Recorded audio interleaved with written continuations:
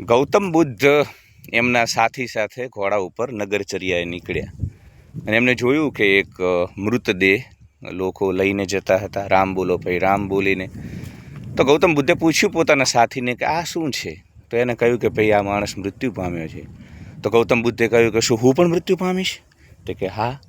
પછી એક ઘરડો માણસ જોયો, ચામડી જેની લબડી ગઈ છે, શરીર જીર્ણ થઈ ગયું છે. તો ગૌતમ બુદ્ધે પૂછ્યું કે શું હું પણ આવો થઈ જઈશ એક દિવસ? તો કે હા.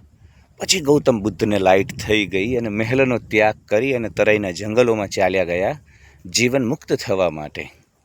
પણ આપણને ક્યારેય આવો અહેસાસ થતો નથી. આપણને આ માયાના આવરણમાં જે કંઈ હકીકતો છે, પદ, પાવર, પ્રતિષ્ઠા, સત્તા, એ બધું આપણને એટલું બધું સાચું લાગે છે. સાહેબ, સનાતનમાં સાચું તમે એને કહી શકો જે હંમેશા રહેવાનું હોય. જે હંમેશા નથી રહેવાનું એ બધુંય અસત્ય છે, બધુંય મિથ્યા છે, બધુંય માયા છે.